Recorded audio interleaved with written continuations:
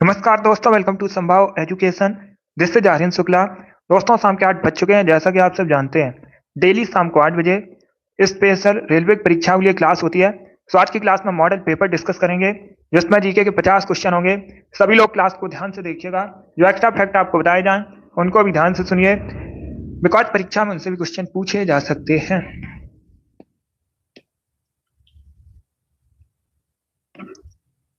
सभी को good evening. Good evening दोस्तों। चलिए शुरू करते हैं आज की क्लास। इसका आंसर करिएगा क्वेश्चन नंबर फर्स्ट का, दिवस से संबंधित कुछ। भारत में कब मनाते हैं राष्ट्रीय प्रौद्योगिकी दिवस? इसका right answer option number C होगा 11 मई को। या सी करेक्ट आंसर होगा। प्रतिवर्ष 11 मई को भारत में राष्ट्रीय प्रौद्योगिकी दिवस मनाया जाता है। तो क्वेश्चन नंबर फर्स्ट का option number C correct answer होगा। बहुत अच्छे, सभी ने करेक्ट आंसर दिया। वेरी गुड दोस्तों। इसका आंसर करिएगा क्वेश्चन नंबर 2 का, इंडिया फॉर इंडियंस पुस्तक को किसने लिखा है? लेखक आपको बताने हैं। तो सभी इसका आंसर करिए, बताइए इसका राइट आंसर क्या होगा। इंडिया फॉर इंडियंस पुस्तक किसके द्वारा लिखी गई है? इसका राइट आंसर क्या होगा दोस्तों? ये क्वेश्चन नंबर 2 है। इसका right answer option number A होगा, सी आर दास। जब option number A correct answer होगा। सी आर दास ने इंडिया फॉर इंडियंस किताब को लिखा है। तो क्वेश्चन नंबर 2 का option number A correct answer होगा। बहुत अच्छे, चलिए आगे बढ़ते हैं।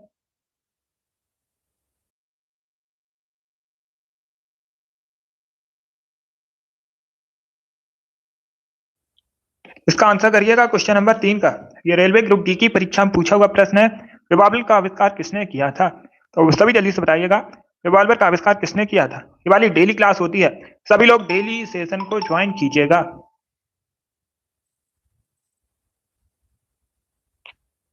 गुड इवनिंग सभी को। गुड इवनिंग दोस्तों। ये लाइव सेशन है। ये लाइव सेशन है, शाम को 8 बजे होता है। सभी लोग डेली सेशन को ज्वाइन कीजिएगा।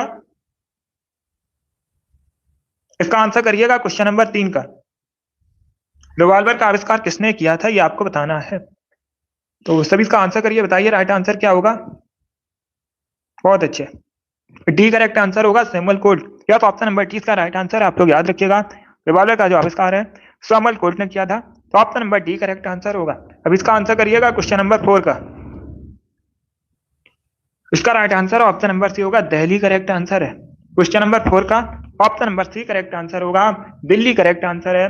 जेएनयू दिल्ली में स्थित है। तो क्वेश्चन नंबर 4 का option number C correct answer होगा। अब इसका आंसर करिएगा क्वेश्चन नंबर 5 का। आपको बताना है राज्यपाल और मंत्री परिषद के बीच कड़ी का काम कौन करता है? तो सभी इसका आंसर करिए क्वेश्चन नंबर 5 का, राज्यपाल और मंत्री परिषद के बीच कड़ी का काम कौन करता है? ये पॉलिटी संबंधित क्वेश्चन है, इंपॉर्टेंट है। इस प्रकार के क्वेश्चन परीक्षा में पूछे जाते हैं। तो इसका right answer option number C होगा, मुख्यमंत्री। या तो option number C correct answer होगा, राज्यपाल और मंत्री परिषद के बीच जो कड़ी का काम है मुख्यमंत्री करता है। इसका आंसर करिएगा क्वेश्चन नंबर 6 का। आपको बताना है चित्रांगदा पुस्तक किसके द्वारा लिखी गई है? तो सभी इसका आंसर करिए, बताइए क्वेश्चन नंबर 6 का करेक्ट आंसर क्या होगा। चित्रांगदा पुस्तक के लेखक आपको बताने हैं। इसका right answer option number C होगा, रविन्द्रनाथ टैगोर। या तो option number C correct answer. आप लोग याद रखिएगा, चित्रांगदा पुस्तक जो है रविन्द्रनाथ टैगोर ने लिखी है। क्वेश्चन नंबर 6 का option number C correct answer है। Good evening, C correct answer होगा।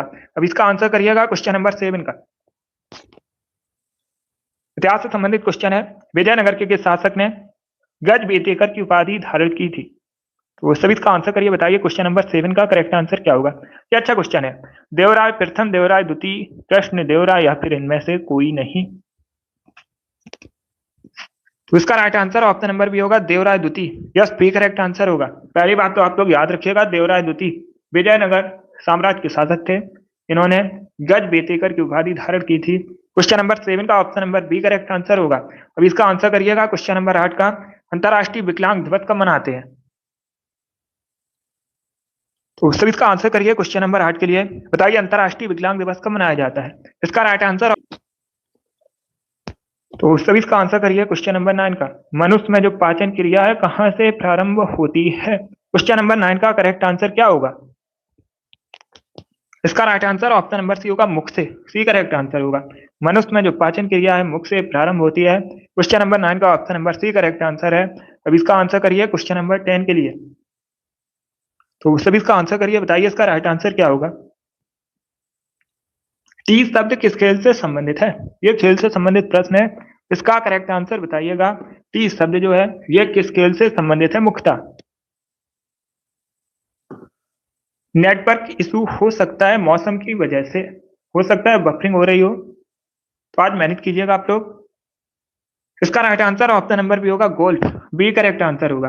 टी शब्द जो है गोल्फ से संबंधित है। क्वेश्चन नंबर 10 का option number B correct answer होगा। अब इसका आंसर करिए क्वेश्चन नंबर 11 के लिए। कोई विधेयक धन विधेयक है या नहीं, इसका डिसीजन कौन करता है? कौन निर्णय लेता है कि कोई विधेयक धन विधेयक है या नहीं? तो सभी इसका आंसर करिए क्वेश्चन नंबर 11 के लिए। उपराष्ट्रपति, राज्यपाल, सॉरी राज्यसभा अध्यक्ष, लोकसभा अध्यक्ष या फिर राष्ट्रपति? बहुत अच्छे, इसका right answer option number C होगा स्पीकर, यह सी करेक्ट आंसर होगा। कोई विधेयक धन विधेयक है या नहीं, इसका डिसीजन लेता है लोकसभा अध्यक्ष, इसी को स्पीकर भी बोलते हैं। तो option number C correct answer होगा, स्पीकर करेक्ट आंसर है।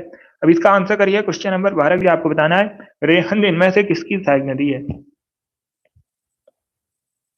तो सभी इसका आंसर करिए क्वेश्चन नंबर 12 के लिए, बताइए रेहंद इनमें से किसकी सहायक नदी है? इसका right answer option number C होगा सोन, यह सी करेक्ट आंसर होगा। आप लोग याद रखिएगा, रेहंद जो है सोन की सहायक नदी है, सी करेक्ट आंसर होगा। अब प्रश्न पूछ सकते हैं परीक्षा में, क्या पूछ सकते हैं आपसे? पूछ सकते हैं सोन किसकी सहायक नदी है, इंपॉर्टेंट है, ये पूछा जाता है। तो आप लोग याद रखिएगा, सोन जो है ये गंगा की सहायक नदी है और रेहंद सोन की सहायक नदी है। उसका राइट आंसर क्या होगा? सी करेक्ट आंसर होगा। इसका आंसर करिए क्वेश्चन नंबर 13 के लिए, सबसे अधिक लवणता किसमें पाई जाती है? डी करेक्ट आंसर होगा मृत सागर में। क्वेश्चन नंबर 13 का option number D correct answer है। यस सीमा। तो सभी इसका आंसर करिए क्वेश्चन नंबर 14 के लिए, बताइए दिल्ली के सिंहासन पर बैठने वाली पहली और अंतिम मुस्लिम महिला कौन थी? उनका नाम आपको बताना है। तो सभी इसका आंसर करिए क्वेश्चन नंबर 14 के लिए। इसका right answer option number C होगा Razia Sultan, C correct answer होगा। और अगर पूछा जाए रजिया सुल्तान के पिता का नाम क्या था, इंपॉर्टेंट है, पूछ लेते हैं, तो आप लोग याद रखिएगा इल्तुतमिश, सभी लोग याद रखिएगा इल्तुतमिश की पुत्री थी Razia Sultan. Option number C correct answer होगा। अब इसका आंसर करिए क्वेश्चन नंबर 15 के लिए, सभी जल्दी से आंसर करिए क्वेश्चन नंबर 15 के लिए। बताइए लोकसभा अध्यक्ष अपना त्यागपत्र किसे देते हैं? ये भी पॉलिटिक्स संबंधित प्रश्न है। क्या पूछा गया? जो लोकसभा अध्यक्ष हैं अपना त्यागपत्र किसे देते हैं? तो सभी इसका आंसर करिएगा। बहुत अच्छे,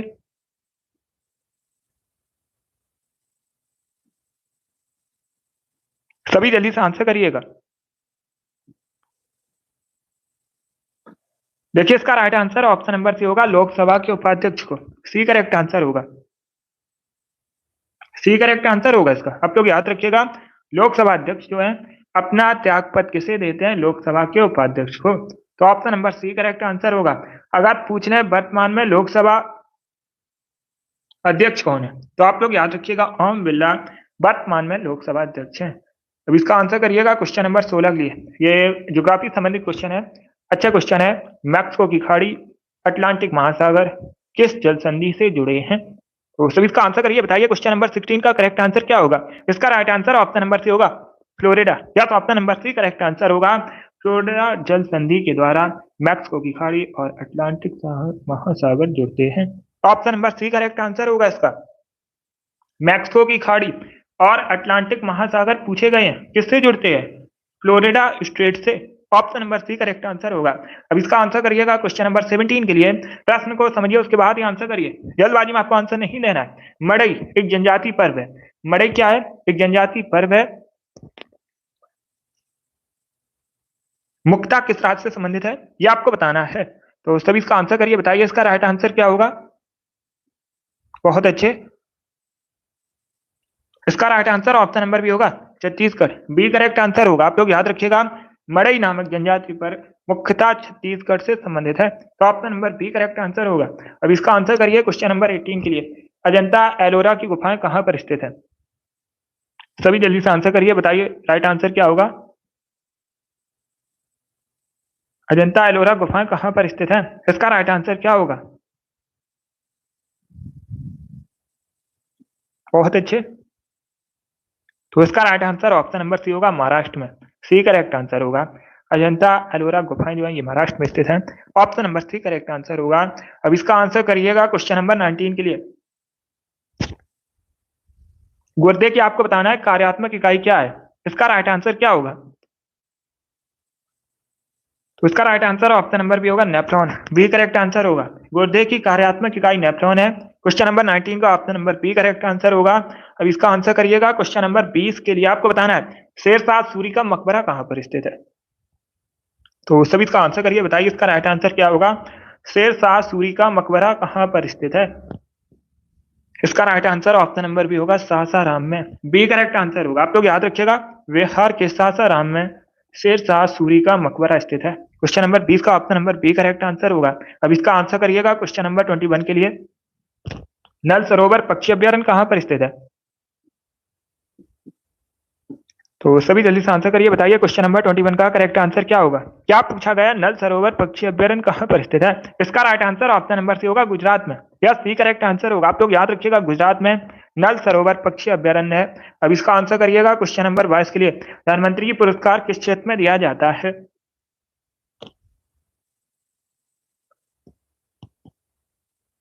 तो सभी इसका आंसर करिए, बताइए इसका राइट आंसर क्या होगा। आपको बताना है जो धनवंतरी पुरस्कार है ये किस क्षेत्र में दिया जाता है। इसका right answer option number A होगा चिकित्सा, या तो option number A correct answer होगा। चिकित्सा के क्षेत्र में दिया जाता है धनवंतरी पुरस्कार, तो option number A correct answer होगा। अब इसका आंसर करिएगा क्वेश्चन नंबर 23 के लिए। फील्ड हॉकी की एक टीम में खिलाड़ियों की संख्या आपको बतानी है कितनी होती है।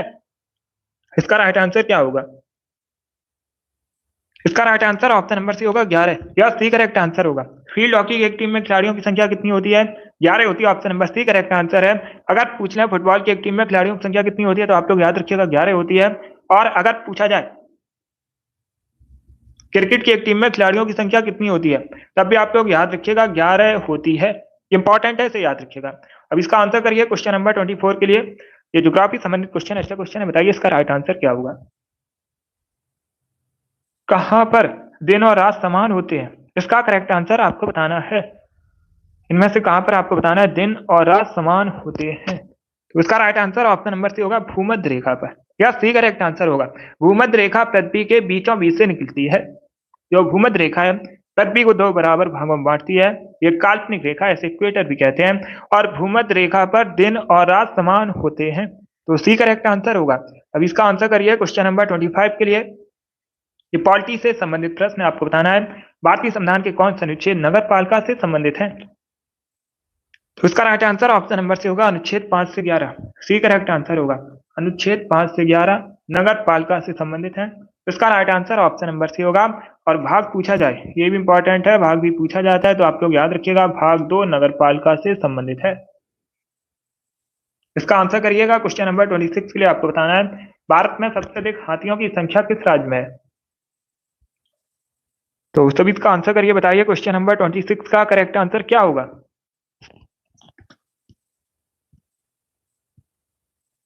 इसका right answer option number C होगा कर्नाटका में, यह सी करेक्ट आंसर है। अब इसका आंसर करिए क्वेश्चन नंबर 27 के लिए। आपको बताना है जब भारतीय संविधान बना था उस समय अनुसूचियां कितनी थी। तो ये क्वेश्चन मैंने आपको पहले भी एक बार बताया है, आप लोग याद रखिएगा। जब भारतीय संविधान बना था उस समय 8 अनुसूचियां थी। इंपॉर्टेंट है, इसे याद रखिएगा। अब देखिएगा परीक्षा में एक तो क्वेश्चन पूछा जाता है जब भारतीय संविधान बना था उस समय कितनी अनुसूचियां थी, तो आप लोग याद रखिएगा 8 अनुसूचियां थी। अब पूछ सकते हैं वर्तमान में, इंपॉर्टेंट क्वेश्चन है, ये पूछा जा सकता है वर्तमान में भारतीय संविधान में कितनी अनुसूचियां हैं, तब याद रखिएगा 12। वर्तमान में भारतीय संविधान में 12 अनुसूचियां हैं। अब इसका आंसर करिए क्वेश्चन नंबर 28 के लिए।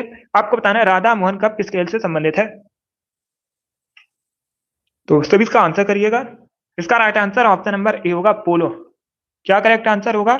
ऑप्शन नंबर ए इसका राइट आंसर, आप लोग याद रखिएगा जो राधा मोहन कप है ये पोलो से संबंधित है, ए करेक्ट आंसर होगा इसका। इसका आंसर करिएगा क्वेश्चन नंबर 29 के लिए। क्रिप्स मिशन भारत कब आया था, ये पूछा गया है। देखिए ये सभी इंपॉर्टेंट क्वेश्चन है, टॉप के क्वेश्चन है, रेलवे की परीक्षाओं में इसी लेवल के प्रश्न पूछे जाते हैं। कुछ इसमें प्रीवियस ईयर क्वेश्चन भी है, तो सभी क्लास को ध्यान से देखिएगा। इसका right answer option number C होगा 1942 में, सी करेक्ट आंसर होगा। 1942 में क्रिप्स मिशन भारत आया था, option number C correct answer होगा। जिसने अभी लाइव सेशन को लाइक नहीं किया है लाइक कीजिए, शेयर कीजिएगा। चैनल पर नए हैं चैनल को सब्सक्राइब कीजिएगा, बेल आइकन को प्रेस कीजिए ताकि सभी नोटिफिकेशन आप तक पहुंच सकें। इसका आंसर करिएगा। सातवाहन साम्राज्य की राजधानी आपको बतानी है कहां पर थी, अगर पूछ लें। अब देखिएगा, दो क्वेश्चन यहां से पूछे जाते हैं, इंपॉर्टेंट है। एक तो प्रश्न पूछा जाता है सातवाहन साम्राज्य राजवंश की स्थापना किसने की थी, तो आप लोग याद रखिएगा सिमुक ने। किसने? सिमुक ने सातवाहन वंश की स्थापना की थी। एंड दूसरा क्वेश्चन पूछा जाता है सातवाहन वंश के सबसे महान शासक कौन थे, तो आप लोग याद रखिएगा गौतमी पुत्र सातकर्णी। कौन? गौतमी पुत्र सातकर्णी सातवाहन वंश के सबसे महान शासक थे। इसका right answer option number B होगा प्रतिष्ठान, बी करेक्ट आंसर होगा प्रतिष्ठान। इसी को पैठन भी कहते हैं, सातवाहन साम्राज्य की राजधानी थी, बी करेक्ट आंसर होगा। इसका आंसर करिएगा क्वेश्चन नंबर 31 के लिए। आपको बताना है अहमदाबाद किस नदी के किनारे स्थित है। अहमदाबाद कहां पर है? गुजरात का शहर है, और ये किस नदी के किनारे स्थित है, तो सभी इसका आंसर करिएगा। साबरमती, गोदावरी, कृष्णा या फिर तुंगभद्रा, तो सभी इसका आंसर करिए क्वेश्चन नंबर 31 के लिए। इसका right answer option number A होगा, साबरमती नदी के तट पर बसा है, ए करेक्ट आंसर होगा। अब इसका आंसर करिएगा क्वेश्चन नंबर 32 के लिए। आपको बताना है पंचायती राज किस सूची का विषय है। जो पंचायती राज है ये किस लिस्ट का सब्जेक्ट है, ये आपको बताना है। तो सभी इसका आंसर करिए, बताइए इसका राइट आंसर क्या होगा। बहुत अच्छे, इसका right answer option number B होगा, राज्य सूची का विषय है, बी करेक्ट आंसर होगा। अब इसका आंसर करिएगा क्वेश्चन नंबर 33 के लिए। तात्या टोपे का वास्तविक नाम बताइए क्या था, तो सभी इसका आंसर करिए क्वेश्चन नंबर 33 के लिए। इसका right answer option number B होगा, Ramchandra Pandurang, B correct answer होगा। तात्या टोपे का वास्तविक नाम पूछा जाए तो आप लोग याद रखिएगा रामचंद्र पांडुरंग। ऑप्शन नंबर ए को देखिएगा। स्वामी विवेकानंद के बचपन का नाम पूछा जाए तो अब आप लोग याद रखिएगा नरेंद्र नाथ दत्त। ऑप्शन नंबर सी को देखिएगा। स्वामी दयानंद सरस्वती का मूल नाम पूछा जाए तो आप लोग याद रखिएगा मूल शंकर। ये तीनों इंपॉर्टेंट ऑप्शन हैं, परीक्षा में यहां से क्वेश्चन पूछे जाते हैं, तो इनको आप लोग याद रखिए। अब इसका आंसर करिए क्वेश्चन नंबर 34 के लिए। बुक्सा टाइगर रिजर्व बताइए इनमें से कहां पर है। केरला, आंध्र प्रदेश, उत्तर प्रदेश या फिर वेस्ट बंगाल, तो इसका right answer option number D होगा, West Bengal, D correct answer होगा। जो बुक्सा टाइगर रिजर्व है ये वेस्ट बंगाल में स्थित है।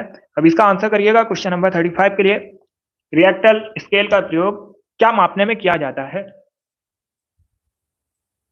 तो सभी इसका आंसर करिए क्वेश्चन नंबर 35 के लिए। क्या पूछा गया? रिएक्टर स्केल का जो प्रयोग है क्या मापने किया जाता है, सी करेक्ट आंसर होगा भूकंप की तीव्रता। क्या? तो option number C correct answer होगा। अब इसका आंसर करिएगा क्वेश्चन नंबर 36 के लिए।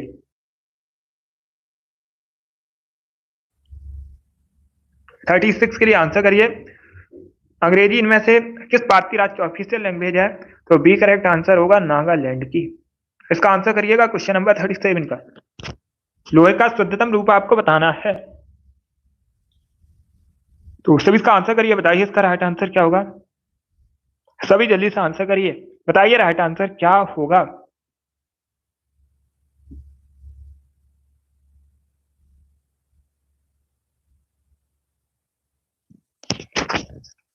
कोहिमा नागालैंड की राजधानी है। इसका right answer option number B होगा पिटवा लोहा, बी करेक्ट आंसर होगा। जो पिटवा लोहा है लोहे का शुद्धतम रूप है। अब इसका आंसर करिए क्वेश्चन नंबर 38 के लिए। आपको बताना है जो ऑप्टिकल फाइबर सिद्धांत है, ऑप्टिकल फाइबर किस सिद्धांत पर कार्य करता है, ये आपको बताना है। तो सभी इसका आंसर करिए, बताइए इसका राइट आंसर क्या होगा। प्रकाश का विवर्तन, प्रकाश का अपवर्तन, पूर्ण आंतरिक परावर्तन या फिर उपर्युक्त में से कोई नहीं। अच्छा प्रश्न है, प्रश्न को समझिए उसके बाद ही आंसर करिए। क्या पूछा गया? ऑप्टिकल फाइबर किस सिद्धांत पर कार्य करता है, सी करेक्ट आंसर होगा पूर्ण आंतरिक परावर्तन के सिद्धांत पर। इसका आंसर करिएगा क्वेश्चन नंबर 39 के लिए। भारत का प्राचीनतम विशाल उद्योग इनमें से कौन सा है, तो तभी इसका आंसर करिए, बताइए इसका राइट आंसर क्या होगा। भारत का प्राचीनतम विशाल उद्योग इनमें से कौन सा है, तो इसका right answer option number A होगा सूती वस्त्र उद्योग। क्वेश्चन नंबर 39 का option number A correct answer है। अब इसका आंसर करिए क्वेश्चन नंबर 40 के लिए। यस, राधे राधे। अब इसका आंसर करिएगा क्वेश्चन नंबर 40 के लिए। ये डेली शाम को 8 बजे क्लास होती है, टाइम को याद रखिएगा, सेशन को ज्वाइन कीजिए। क्वेश्चन नंबर 40 जो है आपको बताना है गुगली शब्द किस स्केल से संबंधित है, बताइए इसका राइट आंसर क्या होगा। Yes, coming. देखिए इसका right answer option number B होगा क्रिकेट, बी करेक्ट आंसर होगा। आप लोग याद रखिएगा जो गुगली शब्द है ये क्रिकेट से संबंधित है, तो option number B correct answer होगा। आप देखिएगा परीक्षा में प्रश्न पूछा गया था, एनटीपीसी की परीक्षा में एग्रीकल्चर शॉर्ट किससे संबंधित शब्द है? तो आप लोग याद रखिएगा एग्रीकल्चर शॉर्ट शब्द जो है ये भी क्रिकेट से संबंधित है और ये पूछा हुआ प्रश्न है। अब इसका आंसर करिए क्वेश्चन नंबर 41 के लिए। मदुरई में मीनाक्षी टेम्पल है। इंपॉर्टेंट प्रश्न ये भी है कि आपसे पूछ सकते हैं मीनाक्षी टेम्पल कहाँ पर है? तो आप लोग याद रखिएगा जो मीनाक्षी टेम्पल है ये तमिलनाडु के मदुरई में स्थित है। कहाँ पर स्थित है? तमिलनाडु के मदुरई में स्थित है। मदुरई जो है ये वेगई नदी के किनारे स्थित है। ये पूछा जाता है परीक्षा में प्रश्न।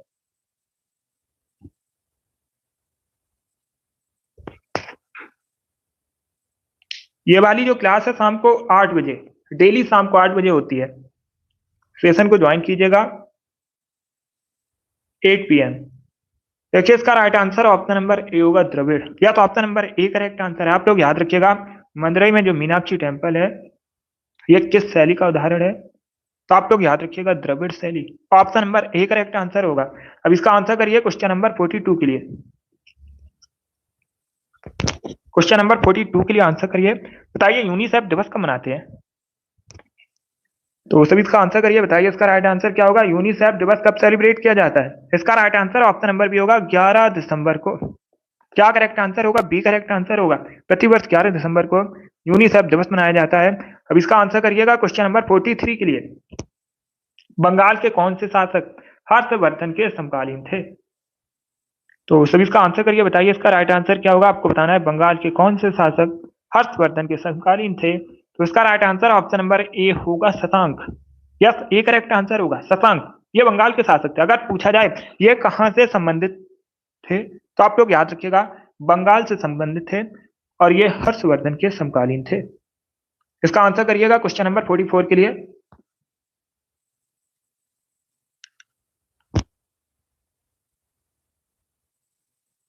तो सभी इसका आंसर करिए, बताइए इसका राइट आंसर क्या होगा? शुक्रेश्वर मंदिर आपको बताना है भारत के किस राज्य में स्थित है? बताइए इसका राइट आंसर क्या होगा?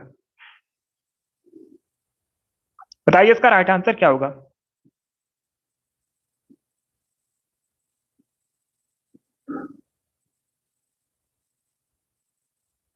ए करेक्ट आंसर होगा असम। या तो option number A correct answer आप लोग याद रखिएगा। शुक्रेश्वर मंदिर जो है ये असम में स्थित है। कहां पर है? असम में स्थित है। तो option number A correct answer होगा। अब इसका आंसर करिएगा क्वेश्चन नंबर 45 के लिए। आपको बताना है भारत में किसको आयरन मैन कैसे है? इसका राइट आंसर क्या होगा? लौह पुरुष के नाम से किसको जाना जाता है भारत में? आयरन मैन ऑफ इंडिया किसे कहा जाता है? तो इसका right answer option number A होगा सरदार पटेल को। या तो option number A correct answer आप लोग याद रखिएगा सरदार वल्लभ भाई पटेल को आयरन मैन कहा जाता है। ए करेक्ट आंसर होगा। तो इसका आंसर करिए क्वेश्चन नंबर 46 के लिए। आपको बताना है विश्व का चौथा सबसे बड़ा महाद्वीप कौन सा है? इसका राइट आंसर क्या होगा? बताइए इसका करेक्ट आंसर क्या होगा? विश्व का चौथा सबसे बड़ा महाद्वीप कौन सा है क्षेत्रफल की दृष्टि से? तो इसका राइट आंसर होगा option number B south America. B correct answer होगा। आप लोग याद रखिएगा साउथ अमेरिका महाद्वीप जो है विश्व का सबसे बड़ा महाद्वीप है। बी करेक्ट आंसर होगा। आप सभी लोग ध्यान से सुनिएगा। अगर पूछा जाए विश्व का सबसे बड़ा महाद्वीप कौन सा है तो आप लोग याद रखिएगा एशिया। एशिया महाद्वीप में अपना देश भारत है। कई बार मैंने आपको बताया भी, आप लोग जानते भी होंगे। अगर पूछ लें दक्षिणी अमेरिका महाद्वीप में सबसे बड़ा देश कौन सा है क्षेत्रफल की दृष्टि से एंड जनसंख्या की दृष्टि से, पॉपुलेशन से, तो आप लोग याद रखिएगा ब्राजील सबसे बड़ा देश है। ये कहां पर है? ब्राजील दक्षिणी अमेरिका महाद्वीप में। 47 के लिए आंसर करिए, बताइए इसका राइट आंसर क्या होगा? सभी जल्दी से आंसर करिए क्वेश्चन नंबर 47 के लिए। आपको बताना है निम्न में से कौन सा प्रथम कंप्यूटर वायरस है? तो सभी इसका आंसर करिए, बताइए इसका राइट आंसर क्या होगा? बताइए क्वेश्चन नंबर 47 का करेक्ट आंसर क्या होगा? आपको बताना है निम्न में से कौन सा प्रथम कंप्यूटर वायरस है? तो बताइए इसका राइट आंसर क्या होगा?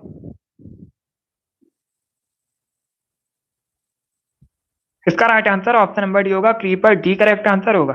सभी जल्दी से आंसर करिएगा। डी करेक्ट आंसर होगा इसका। क्रीपर जो है पहला कंप्यूटर वायरस है। डी करेक्ट आंसर है। अब इसका आंसर करिए क्वेश्चन नंबर 48 के लिए। गौतम बुद्ध ने अपना पहला उपदेश कहां पर दिया था? तो सभी जल्दी से आंसर करिए क्वेश्चन नंबर 47 के लिए। बताइए इसका राइट आंसर क्या होगा? इसका right answer option number A होगा सारनाथ में। इसका राइट आंसर क्या होगा? ए करेक्ट आंसर होगा। बहुत अच्छे।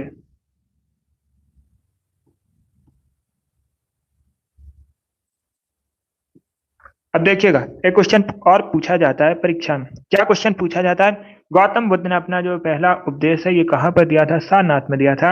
इसे किस नाम से जानते हैं? तो आप लोग याद रखिएगा, धम्म चक्र प्रवर्तन के नाम से जाना जाता है। ये भी इंपॉर्टेंट है।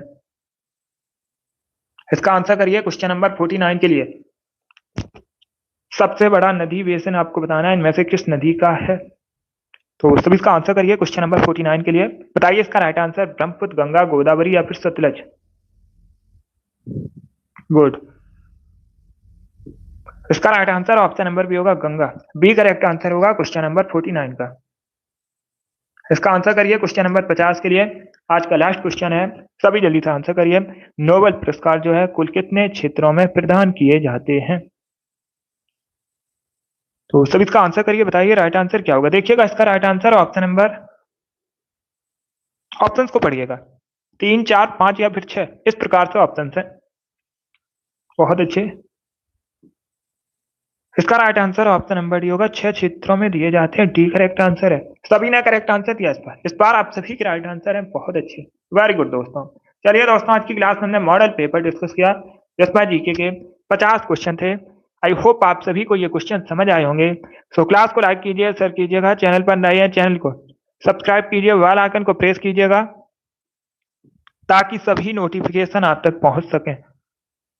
ये वाली डेली क्लास होती है, तो सभी लोग डेली सेशन को ज्वाइन कीजिए। टाइम को याद रखिएगा, सेशन को डेली ज्वाइन कीजिएगा। बहुत अच्छे। चलिए इसी के साथ मैं आपको मिलूंगा अगली क्लास में। Thank you guys, thank you for watching.